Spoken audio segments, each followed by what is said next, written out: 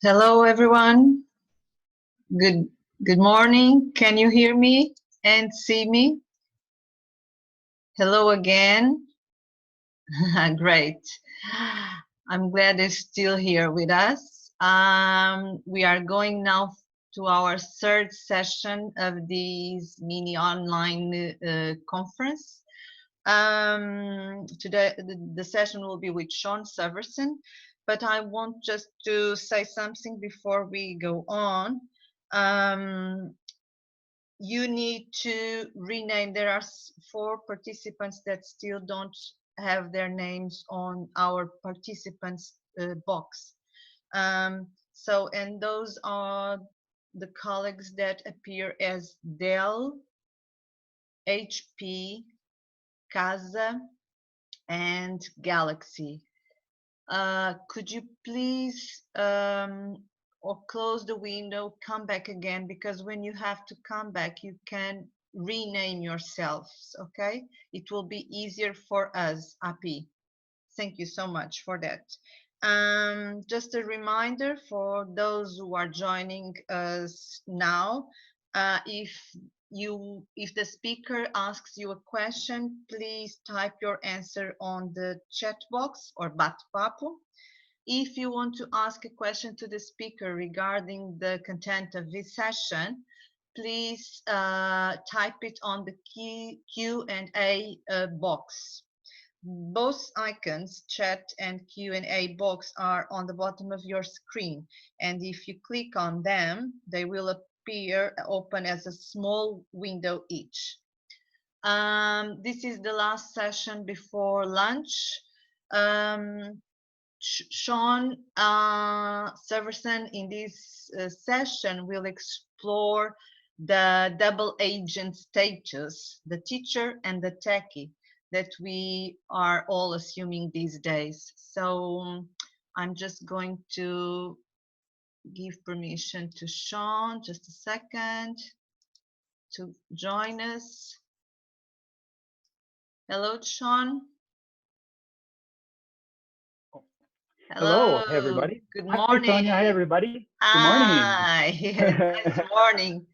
Thank you for so joining great. We have a us. connection, even though we're far apart. Yes. Thank you. Thank you so much on behalf of APPI for joining us with your session and your knowledge about the double T status. So My pleasure. I hope we have a little fun today. Yeah, the screen is all yours. Okay, take it away. Okay. All right. Well, the first thing is to get my slides across, Sonia. Yes. I want to get my slides across, and that I don't know on this webinar, I'm afraid. You have it there on the bottom, a share screen. Oh, of course. I just got nervous. It's a webinar, you know? Oh, goodness. Of course. There we go. All right. Okay. Well, I can. You started. It's here. Okay, that's great news. Okay. All right. Well, I'm looking forward to any questions that you have, and please put them in the chat box, as Sonia said during the session. I've got a little friend in the corner there. He's always teaching classes with me, so I hope he behaves, and I hope that the internet also behaves. So pleasure to be here, and thank you so much. Now, what does it mean to be a double agent T, a teacher and a techie? Well, we've all been teachers for a long time. Yeah, lots of years. And this year we've had to become real techies. And I've been for years encouraging people to be techies, but now it's everybody's reality. And here we are. So I'm glad you're all here. It's not a mission impossible. It's really not about recreating everything, going off into space, or changing everything what we do. What we have to do really is tweak and change and then adapt to the online environment. That's the whole point, and that's what I found I've had to do, and it's been a challenge, yes. So the session today has a lot of points, but before I scare you that we're going to go through too much, it comes into 3 areas. We're going to look into preparing and adapting traditional activities.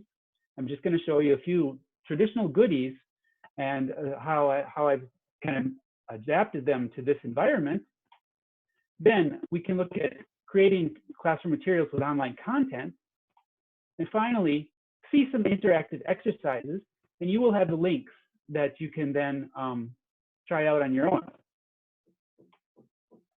So I guess I would like to ask a question for you in the chat box. And the question is, what trends have come about since the start of this pandemic? This might be in terms of online education, what trends have developed, what new learning curves have come across for you, and have you started with DIY home improvement?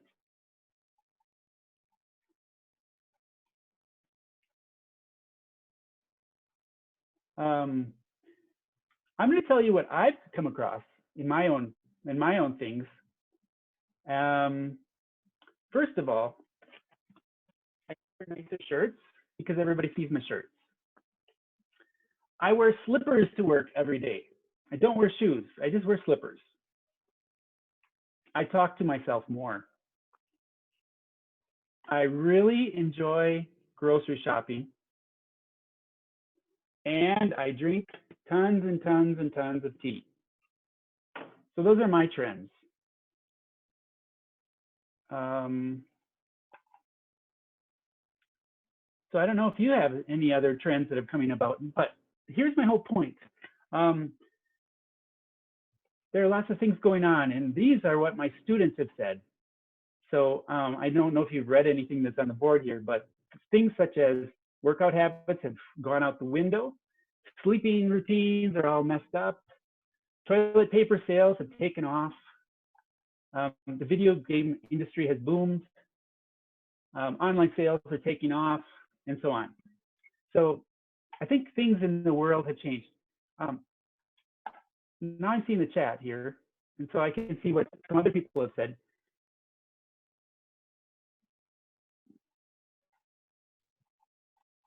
Okay.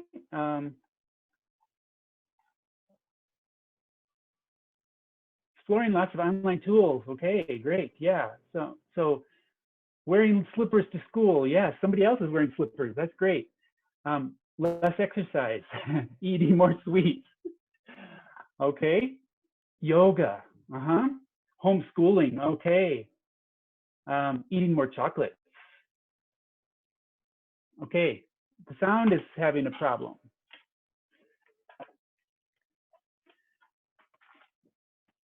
Sound is having a problem. So we're going to try something else here. We're going to try plan.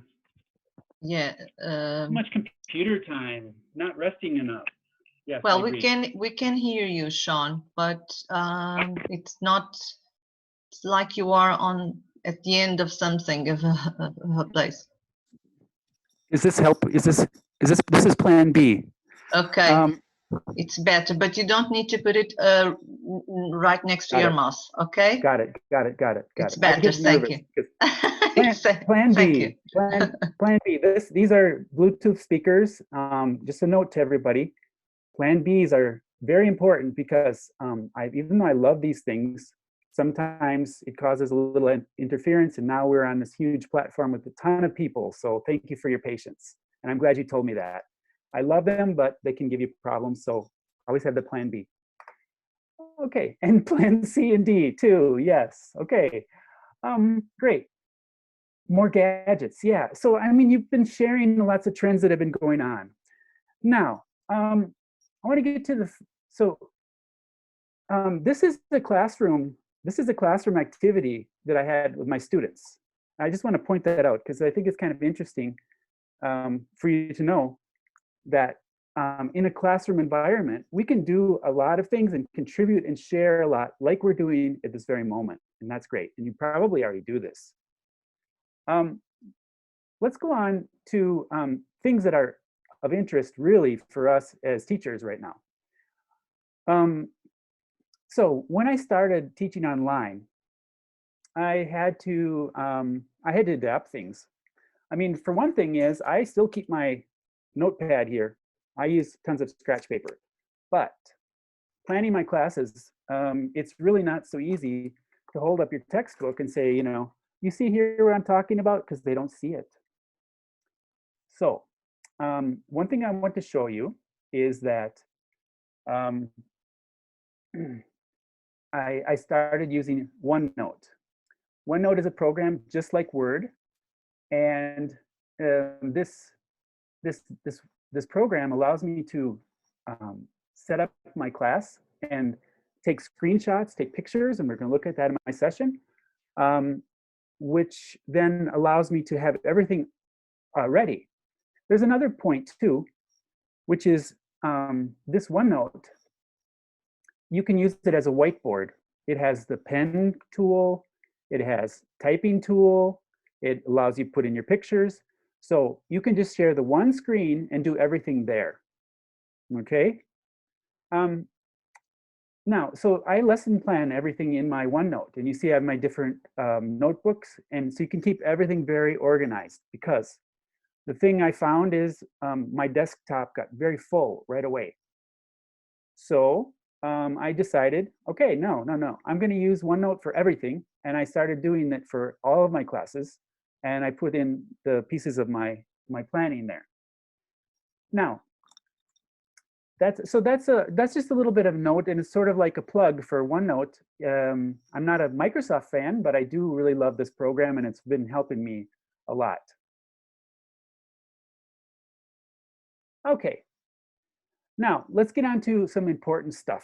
This is the content. This is the heart of the presentation.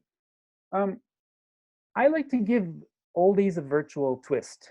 And this is one oldie. This is word jumble. So I don't know if any of you have ever played word jumbles before. But what you do is you take a whole bunch of words that are your vocabulary words, and you mix it. Yeah, a lot of people have done this. And you mix them up and put them on the board. I do this as a warmer. And why do I have warmers? Well, my students are ironically much later to an online class than they are to a regular class, okay?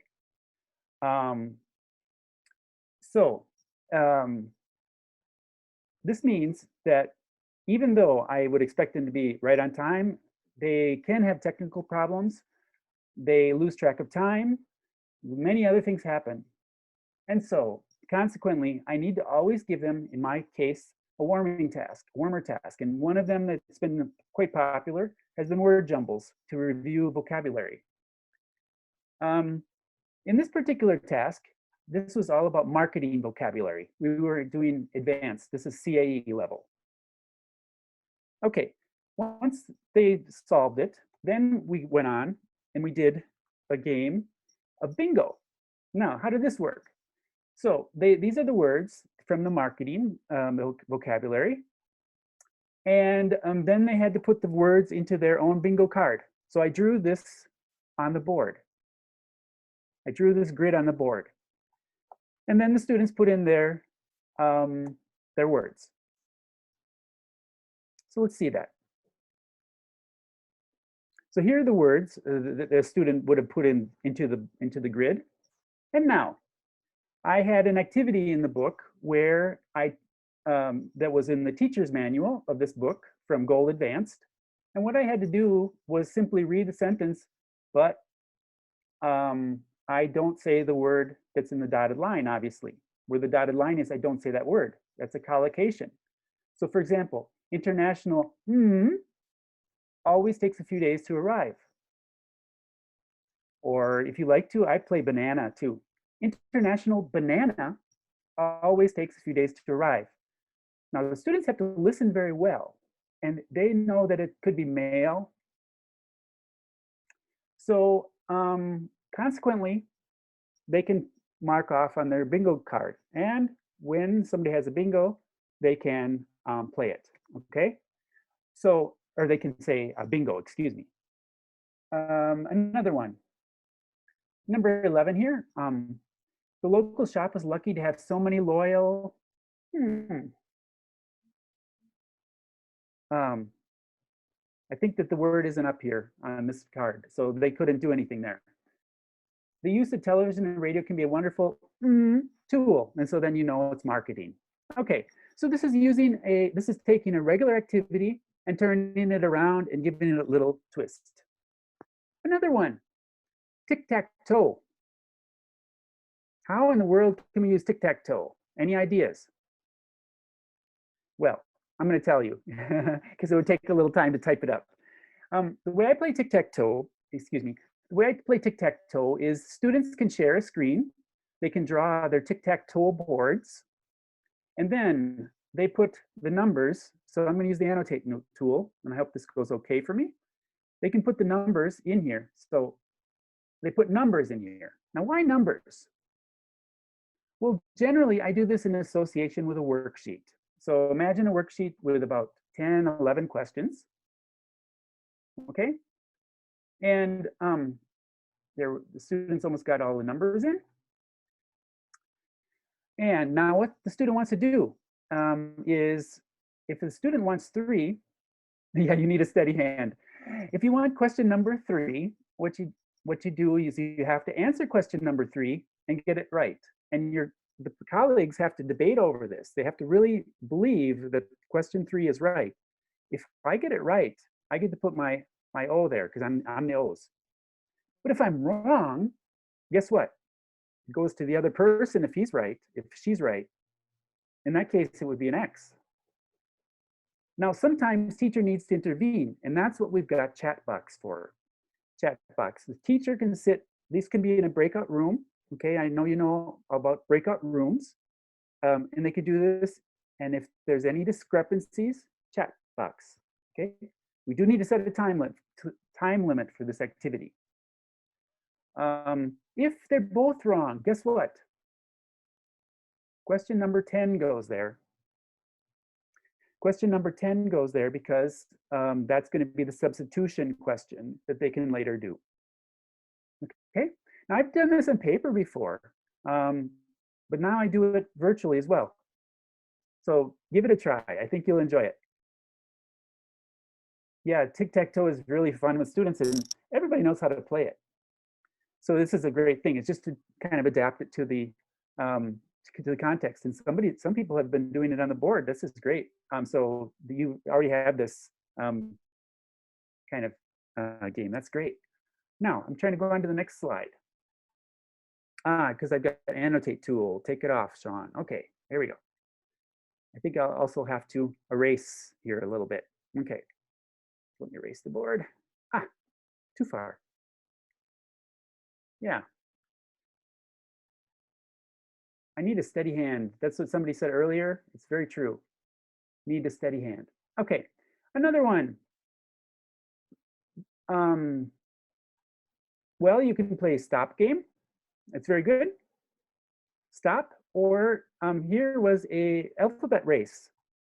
So you put the letters on the board, and this is a different board. My school uses what's called Vedimo. We don't use Zoom. Okay, this is a different board, but it still worked. And I put down, for jobs, I put down all of these letters.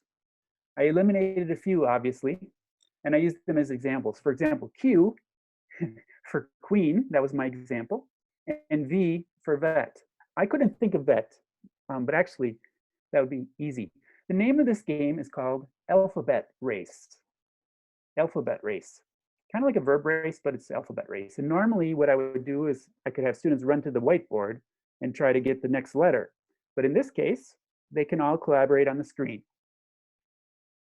Okay. So let's move on to the next portion of the talk. So these are oldies that we can adapt. Now, just always think about, what did I like to do when I was teaching at school? And can I change it? How do I change it? And think about the technical side. Okay, the next thing, playing videos.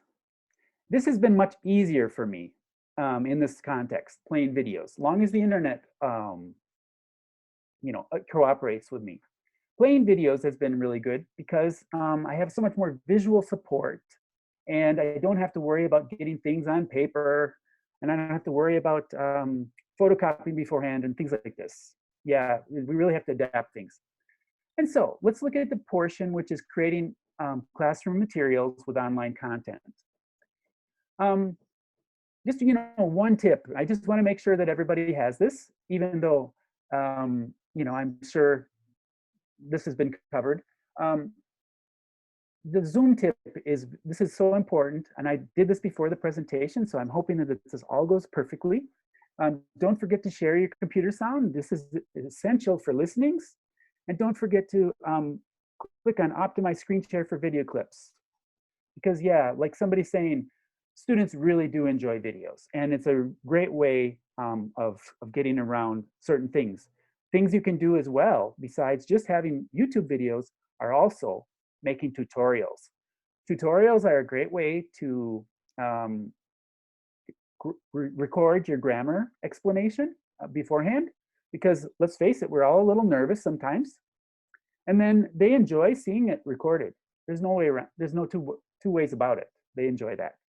So, and so we're gonna go on and we're gonna look at now a very important topic, using screenshots.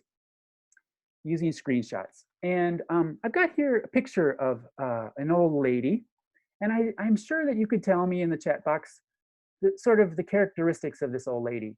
I'm sure you could tell me too things about what you think her personality is.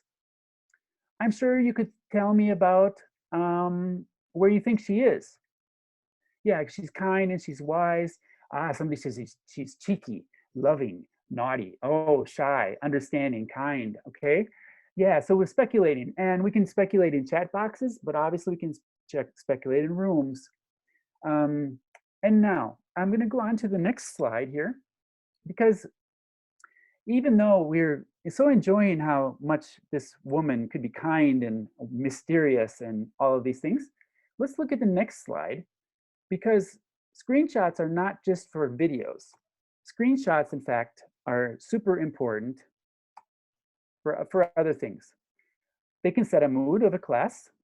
Notice how the motivation that went up when I showed this video, this screenshot. They can be a great way to promote discussion, spoken or written. They can generate prediction of what will happen in a story. And they can help us pre-teach and practice vocabulary. And this is what I was saying is much easier for me now online, because I can have all these pictures from Google, whatever. I have them ready, and I can screenshot or I can copy them on my computer, and I have them to put on my board and show my students. And I organize them, as I told you, in OneNote. Also, this is how I prepare my lessons for my textbook. I actually take screenshots of pages of my textbook. I put them in OneNote so that I can have everything all ready to go. And if you're going to really get into OneNote, OneNote is a huge screen, and you can put things in different portions, and you can kind of just scroll through and not keep changing pages and sharing different screens. You can put it all in there, because I need, in fact, I'll tell you the funny thing is, I left the school without my textbooks. I've gone back and I've got them since, but I was at least a month without textbooks.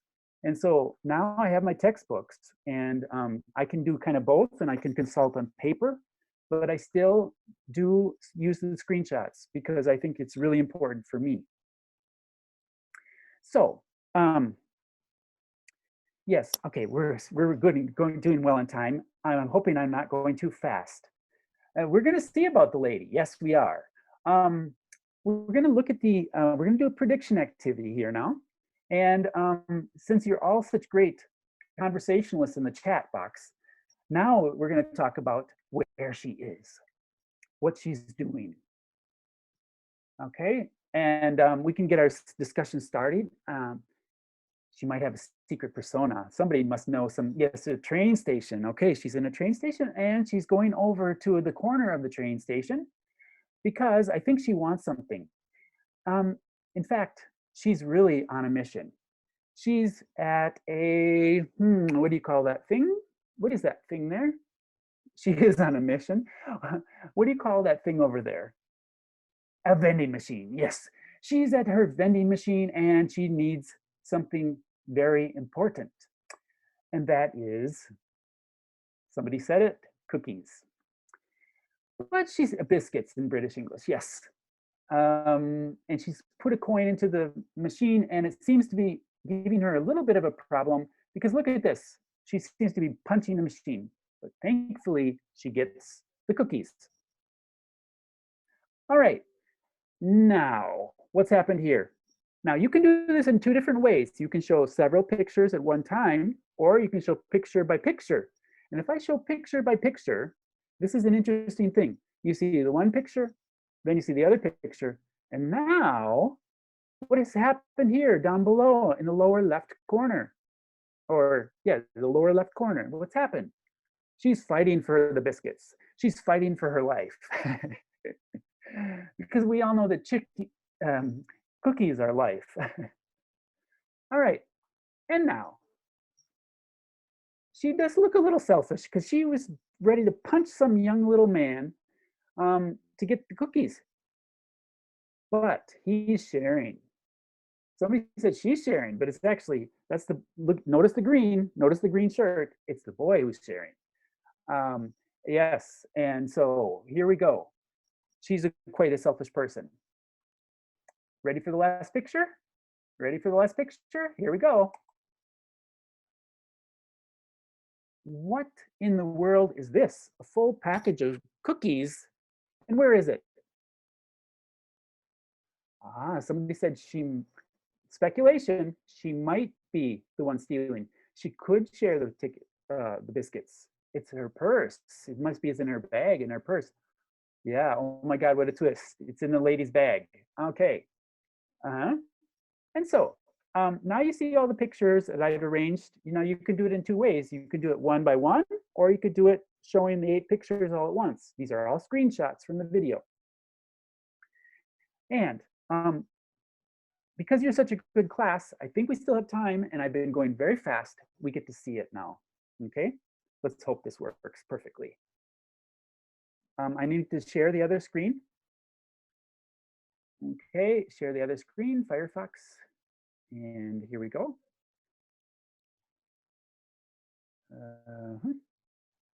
Okay, here we go to the other screen now. Please tell me in the chat box right away if you're seeing this, because if you're not seeing this, I'm going to be nervous.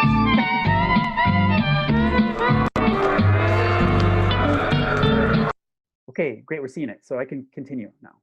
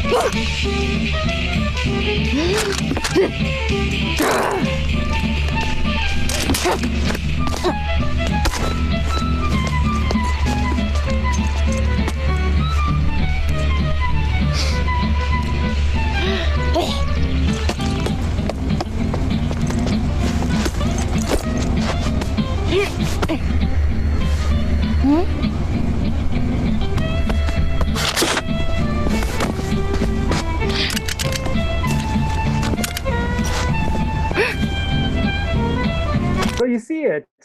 You see it. No, we're going to see it to the end, I promise. But how did it happen? How did that happen? And as some people are saying, there's a million ways to exploit this video. This is computer generated imagery. It's great. So here we'll see how this all confusion all came about.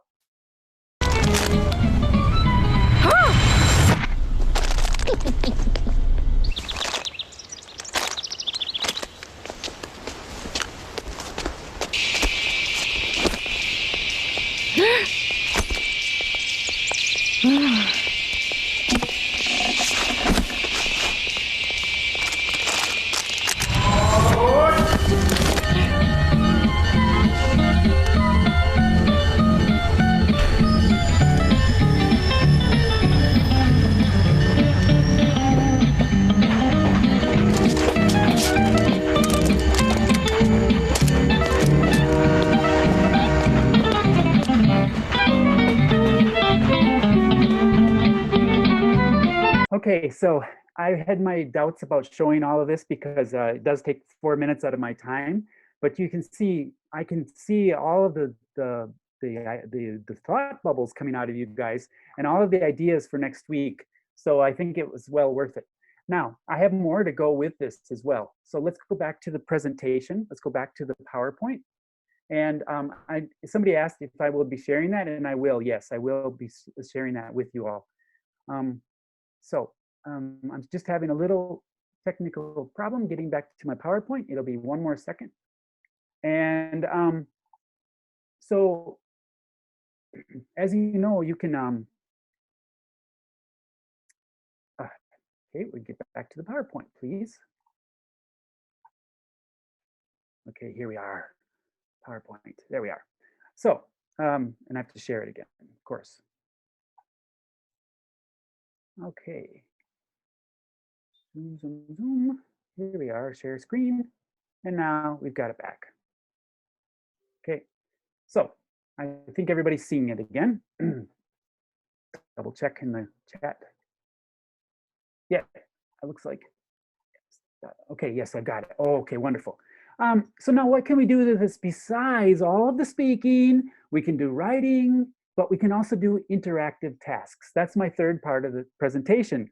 That's the final part of the presentation. Just a couple more minutes here, I know.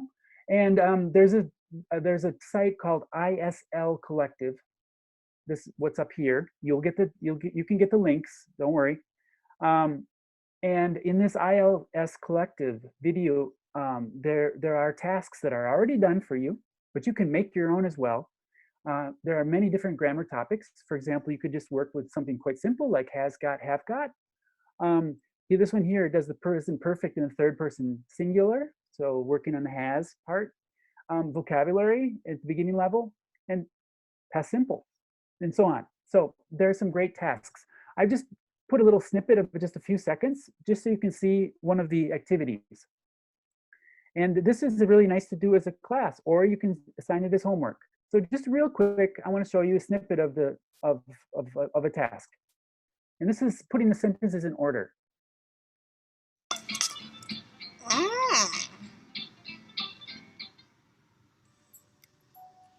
So the old lady wanted some cookies. Okay, correct, yay, bingo. And now it goes on, see one more.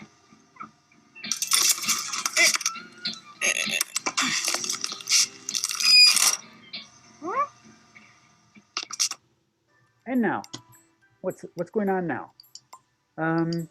She didn't put cookies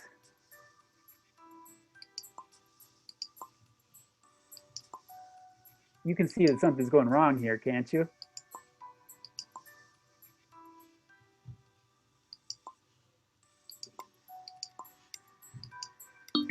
And it was wrong, and so it corrects it right away. So as you can see, the students will get immediate feedback. So there's tons and tons of activities for this particular movie, this particular short film. There are already, I don't know, there are like at least a dozen, so quite a few. Okay, last thing. Sorry to go so fast, but the last thing is speaking. How do we do speaking? And I've got an idea for speaking, because tech gives the quietest student a voice sometimes. So let's go on and see an idea for speaking called Flipgrid. Has anybody used Flipgrid before? Well, Flipgrid is a wonderful platform. And here's one that you can do. Now, I said I would give you links, so you can actually do this one if you want to. And it's about the story prediction of Snack Attack. So what you could do is first, somebody needs to, or students or you, download this PDF document, okay? And you look at the PDF document, it's the same as what we saw before with the 8 pictures, and answer the question, speaking, recording themselves, what do you think will happen in the short film? Tell what you think the characters are doing. Record your response in 1 minute. Okay, then afterwards, the students can watch the video. So that's their reward, like we had, okay? So you do need to register for this, but it costs 0 money, nothing. It's free. It's very easy to use. And if you like, in fact, I have a tutorial. I can share a link with you, and I have a tutorial on doing it. It's not open to the general public on YouTube, but I would share the link with you. And it's really easy to set up. It's free, and it's safe. And I want you to know it's safe. So your students, you have to do it in the right way, but you put them in there, and your students can put in their answer, and they're only showing their video to you. Of course, students also would have the option of covering their camera, whatever, but it does record their face and their voice. And if they make a mistake, they can do it again. So it's a really, really nice tool. Okay, so here's one that I did with a speaking activity. And if you can bear with me just one second, you can hear just a few seconds of a student answering this task. What I did is I put the scenario, a friend of yours is going to run in an 8-kilometer race next month and needs to get fit. Choose 2 or 3 of the best things he could do to get fit, and then afterwards say which is the best. Just in real quick, here is somebody's task. Excuse me, I went too far. Hello, Shawn. Well, I don't think that playing golf, studying, doing the exercise through TV or excuse me. I went too far. I clicked and I went too far, but let's play it again because. Hello, Shawn. Well, I don't think that playing golf, studying, doing the exercise through TV orientations, riding a bike, or just walking around are options that are going to help you to train for a marathon. So that leaves us with 3 options. Eating healthy food, running on a treadmill, and running outside. Although I think that that eating healthy food is very important for you can keep your body healthy. I don't think that's the best way to help you to be in the best shape for a marathon. And I also don't know why would you run on a treadmill to train for a marathon when you can when you have the option to run outside.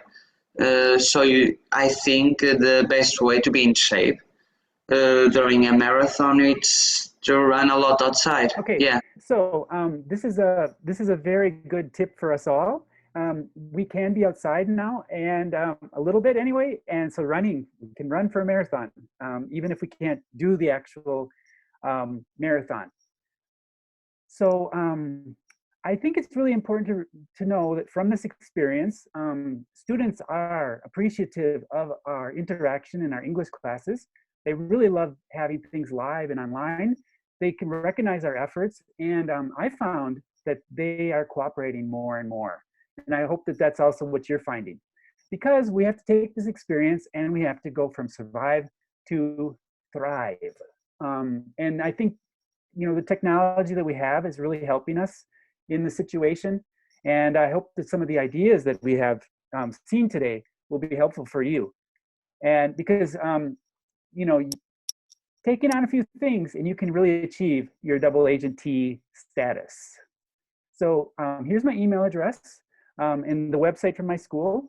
If you have any questions about this and any activities, please email me. And also we have a little tiny course that we're going to be running too. So if you'd like to see anything about that. So thank you very much, everybody. And I'm ready for the questions and answers. Thank you, Shawn, for your nice presentation, full of ideas to use the technology these days with our students. I think we have some questions. If you open the Q&A box, can you see it? Yep, I do, and I've got it open. I'm ready to answer them. Okay. Some of them I tried to incorporate in my talk and everything, but some of them I couldn't. But Sonia, I have a question. I have a link. I have a page of links. How can I thought I could send that in chat. Yes, but you can. You copy those links and paste them on the chat box. Okay, I can't do a document then. Okay, that's fine. Okay. Perfect. I'm not sure if as a document, but you can copy the links and share it here now, or either you share the document with us and then we will send them to the participants. Okay. So I'm going to get that open, and at the same time, I'm going to answer some of the questions. Okay. So in the chat box. Yeah, so there if you all please access the chat box, you could cut and paste all of those things. You can also email me and I'll send you a Word document. Now, the question and answers. So breakout rooms is the first question, and I think that's a wonderful question. Not all video conferencing tools have them immediately. However, I do know that Google Classroom, which doesn't have one, you can put in a plugin. I don't know if anybody can share in the chat the name of the plugin. I would appreciate it because I don't have it in my fingertips right now. But there is a plugin for Google Classrooms as well. So from what I know, I mean, I use what's called Vedimo. That's the name of the one in my school. And that is completely interactive. You have to pay for this one.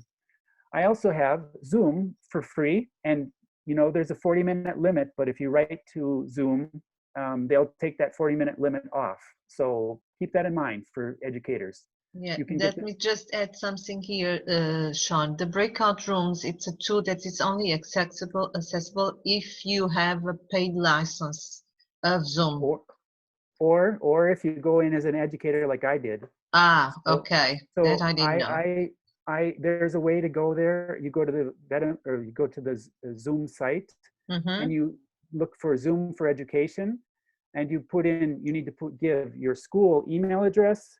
You need to put your school, or maybe I don't know if they would accept the Ministério da Educação site. I don't know, but you put in a site, and then they review it, and within 24 hours, I had a free account with breakout rooms, and I have no hour limit, or 40-minute limit.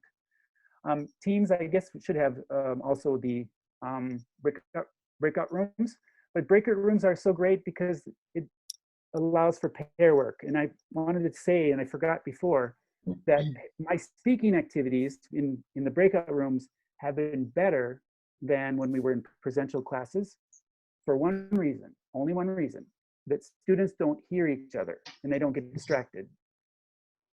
So it's an interesting thing.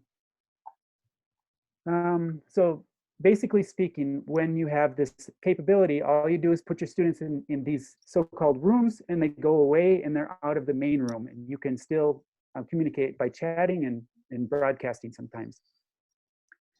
Okay, does that answer everybody's question on that one? You think so, Sonia? I think so. Okay, the next question is about students' performance in ISL collective video tasks. That one I don't collect their performance. Okay, we can do this as a class, or there may be ways of collecting their performance, but this is more of a motivational tool, I think, than it is in the way I use it, than it is an assessment tool. So keep that in mind. I don't know if anybody else has another idea about that. How can you assign some of the activities you presented to 20+ students in class? Okay, now, you mean physically, you mean giving to actually give it to them? With the Flipgrid, I know it takes time, but with the Flipgrid, I transmit the link, and the links are actually short. Also, in the document that I can send you, I have, well, I forgot to show you on here. On this page, are you still seeing my PowerPoint? Yes, you are. On this page here, there's a QR code reader. So Flipgrid allows you to generate QR codes, and you can put that on your whiteboard, or put that up on your screen, and students can take a picture with their mobile, and then they can go to this site. So that's how I do it in order to get them there. Again, there's the work afterwards. These Flipgrid videos are recorded, and later I can go through, and the feedback is very easy. There's feedback for their ideas, and there's feedback for their performance. And you can write a few comments as well. And so it works quite well that way. So can you explain a bit more how you use Flipgrid? Well, I put up these speaking tasks, I give them a link, and then they have to give the answer, and then they get the feedback directly to the email, to their email. Are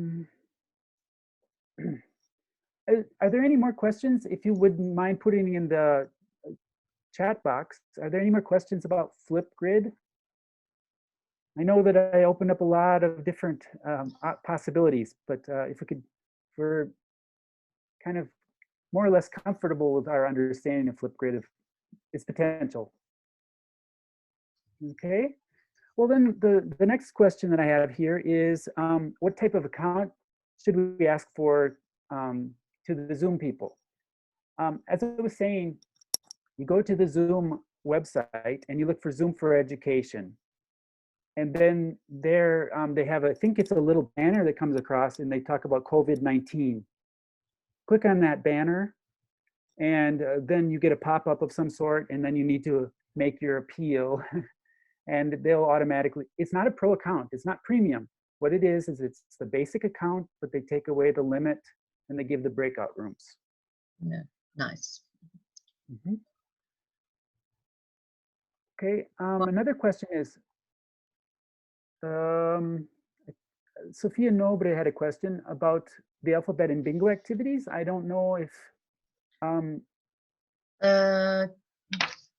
No. I'm not sure that I know the question.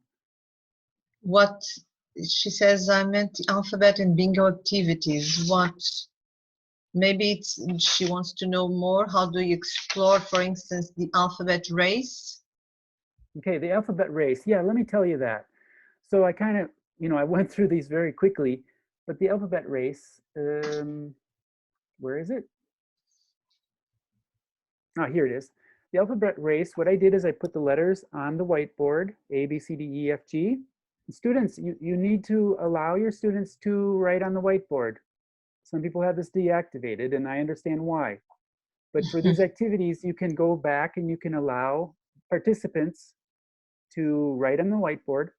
You put up the letters, and they go through and they just try to put in the jobs that they think of. Okay. I could put in another parenthesis here, and that is the learning curve is not only for the teachers, it's also for the students. Sometimes the first time we do activities, it doesn't work, but it's not because of anything we did. It's not because of our instructions. It's because they need to learn how to use the platform. We think they're all very good with this sort of thing, but actually they know their apps, but they don't always know these kinds of things that are good for their development. So keep that in mind. We have to Great. insist, and we have to teach them how to use technology too. Okay, I'm not sure if that's all, Shawn. Do we have more questions? Marisa Rocha. Yeah, that's Yeah. a very nice question. My students are preparing video CVs. I think it'd be a great place. Yes, Padlet is a very good place as well. I didn't get to talk about Padlet today, but Padlet is a great place. I just think Flipgrid, well, it's like this. If you want it to be an individual task, Flipgrid is better because it's recording each person.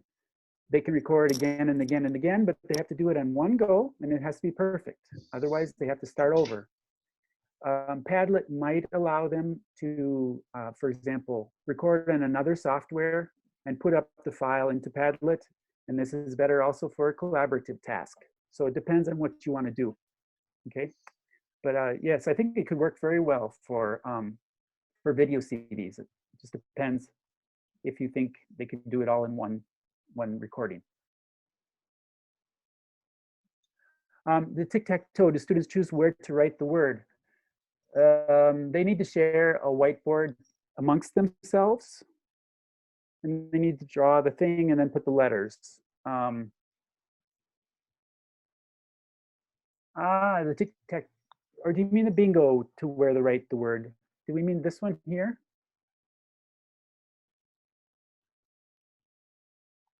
I'm not sure. So for the two things are the tic-tac-toe is the question of today's Chamayu asks about tic-tac-toe. Do students choose where to write the word? Teresa answered yes.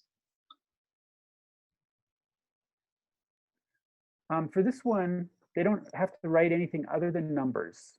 So in this one here, they simply write 1, 2, 3, 4, 5, 6, 7, 8, 9, according to where they want to, the square they want to choose from the tic-tac-toe. So they just put the grid on the whiteboard that they share, and then they start playing the game. In regards to this one, yes, the bingo, they write it wherever. And this is the beauty, because generally speaking, I give my students in my physical classroom,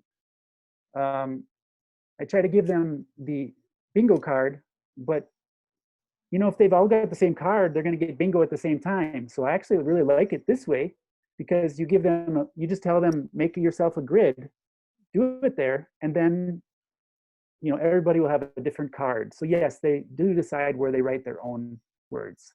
Mm-hmm.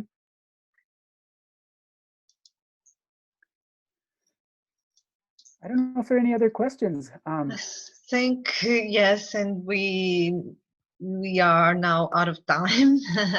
I think we need also a break, but I think you have answered all the questions typed on the Q&A box, Shawn. Thank you so much for your session. Lots of great ideas. Yes, I'm going to try some of them too. I just love the snack attack video. I didn't know it. Thank you all for joining us until lunchtime. We will start at 2:30. And now that we are going to have lunch, don't forget to wash your hands. So wash, wash, wash your hands. Make them nice and clean. On the bottom, on the top, fingers in between. Okay? So Shawn, once more, big thank you on behalf of APPI for joining us, and thank you all the participants for being here until now. Okay? Thank you so much. Abraços e beijinhos. Beijinhos. Bye-bye. Bye.